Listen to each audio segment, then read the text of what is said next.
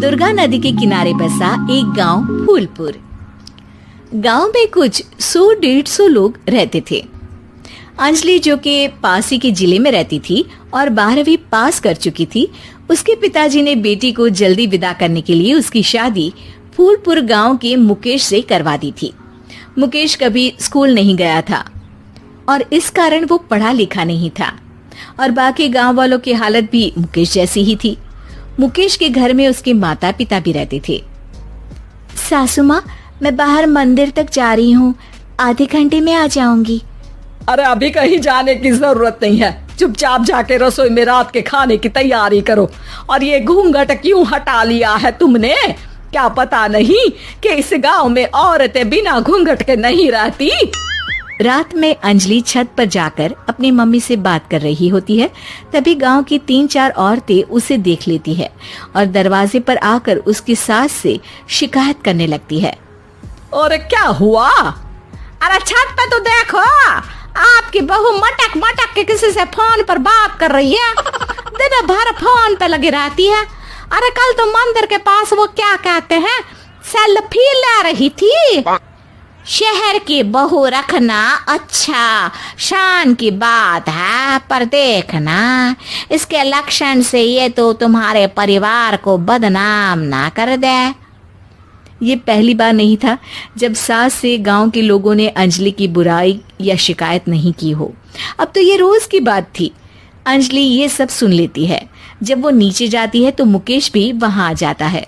सास कहती है, बेटा, लोग घर आकर शिकायत करने लगे हैं बहू के कामों की, देख लो। पति हो, संयम से रखो इसे। माँ जी, मैं तो अपनी माँ से बात कर रही थी, क्योंकि यहाँ कोई बात करने लायक ही नहीं है और अब मैं माँ के पास ही रहूंगी। वहाँ क्या रहना, वहाँ बाहर के लोग तो ठीक है, पर घर के लोग भी इज्जत ना दे सके। अरे नहीं नहीं अंजलि, ऐसा नहीं है, धीरे धीरे सब ठीक हो जाएगा, तुम फिक्र ना करो। अरे बस कुछ बोलना ही नहीं है, सर पे चढ़ा रखा है बहू को। सास मुकेश की नरम बात सुन के वहां से मुंह चढ़ाकर चली जाती है। मैं तो कहती हूँ हम दोनों शहर चले जाते हैं।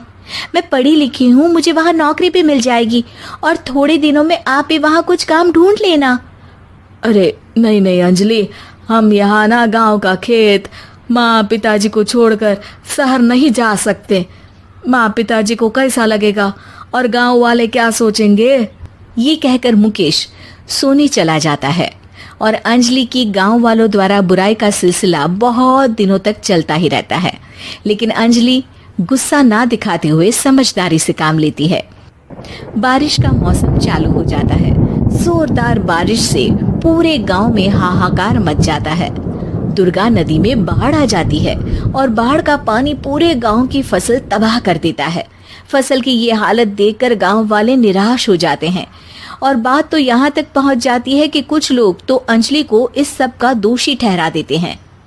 अरे पूरी फसल तबाह हो गई, पता नहीं किसकी नजर लग गई है।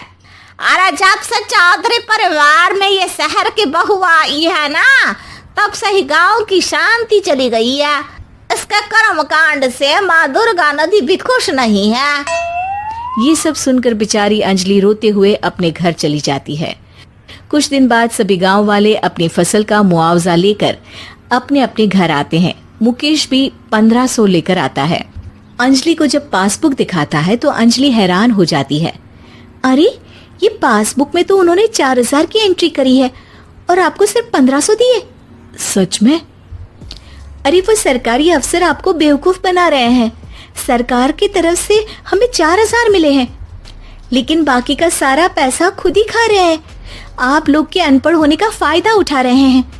ये सब सुनकर मुकेश परेशान हो जाता है, लेकिन अंजलि उसे हिम्मत से काम लेने को कहती है और सुबह होते ही मुकेश को पंचायत कार्यालय ले जाती है और साथ में गांव के और लोगों को भी। आप सरकारी बाबू क्या गांव के लोगों को बेवकूफ समझते हैं? आपको क्या लगता है ये पढ़े लिखे नहीं है तो आप कुछ भी मनमानी करेंगे?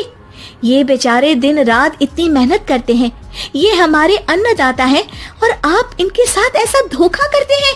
अरे क्या बके जा रही है ये लड़की, किस धोखे की बात कर रही है?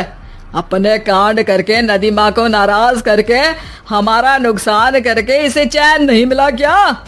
सरपंच जी, इन सरकारी बाबू ने मुझे बेवकूफ बनाया है और मेरे हिस्से के पैसे खुद चट कर गए। बस ये सुनते ही सरपंच वहां से दुम दबाकर भाग जाता है। पता चलता है कि जनपद अधिकारियों ने गांव के सरपंच के साथ मिलकर सबके साथ धोखा किया है। सब लोगों का विरोध शुरू हो जाता है और आखिर में अधिकारी सब गांव वालों के हिस्सों के बचे हुए पैसे उन्हें लौटा देते हैं और कई दिन तक सरपंच गांव में लौटता ही नहीं। अंजलि, तुम नहीं होती तो हम गांव वालों को तो पता ही नहीं चलता कि ये हमें हर बार बेवकूफ बनाते हैं। हाँ हाँ अंजलि बेटी, हमें माफ कर दो। हम सब तुम्हें बुरा भला कहते रहे, लेकिन तुमने ही आज हमें बेवकूफ बनाने से बचाया है। हमें तुम पर गर्व है बेटी। अब समझ आया कि सरपंच तुमसे नहीं, तुम्हारे पढ़े लिखे होने से नफरत करता था।